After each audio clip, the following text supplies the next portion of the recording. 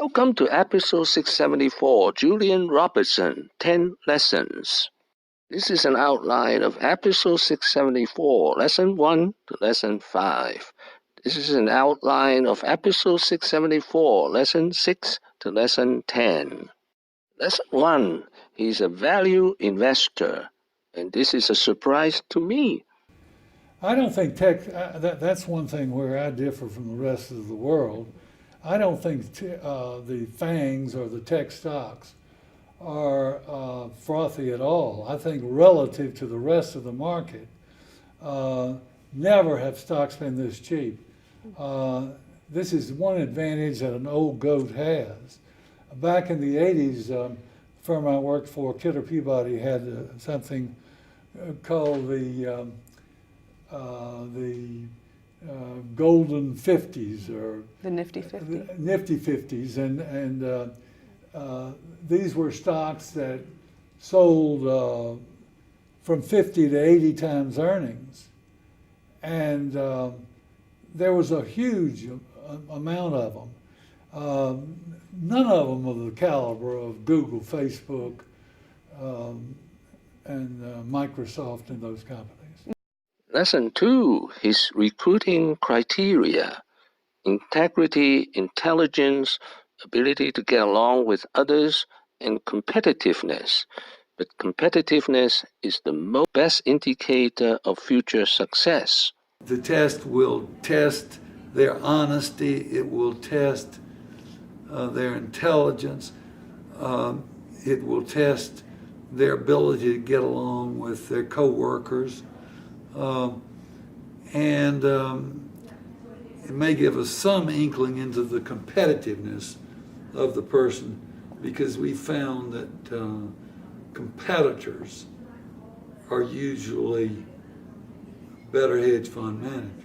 Lesson 3, the right idea but the wrong timing equals disaster.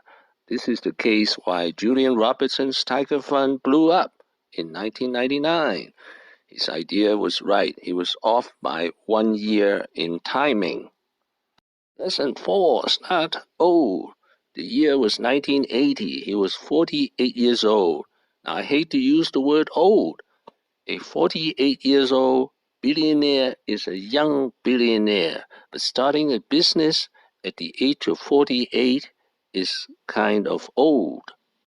Lesson 5, he took a year off in New Zealand in 1979. That was 1 year before he started his hedge fund business.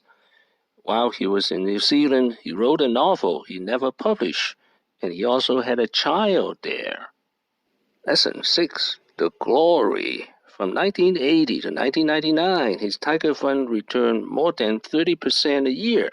By 1999, with asset under management of $23 billion, it was the largest hedge fund in the world. Lesson 7, the collapse. The famous collapse of his Tiger Fund and subsequent dissolution in 2000 was one of Wall Street's biggest collapse. He was dragged down by the bankruptcy of U.S. Air. Lesson 8, his second career, raising Tiger Cubs. After Julian Robertson dissolved his Tiger Fund in 2000, he began a second career, raising Tiger Cubs. These are the young traders he groomed. He raised a total of 38 Tiger Cubs. Lesson 9, the Tiger Cubs overwhelmingly made their fortune in the tech boom in the past 10 years. Lesson 10, expert network and insider information. Insider information scandal, because like other Tiger Cubs, he used expert network. Now here's an explanation of an expert network. It is used to contract out to well-placed managers, research and engineers, and sometimes they charge up to $1,300 an hour. During this period, Steve Cohen was the king of insider trading. Please watch episode 255, 256, and 258 of this channel. Thank you for watching. Please subscribe and leave your questions and comments below. wishing everyone peace and prosperity.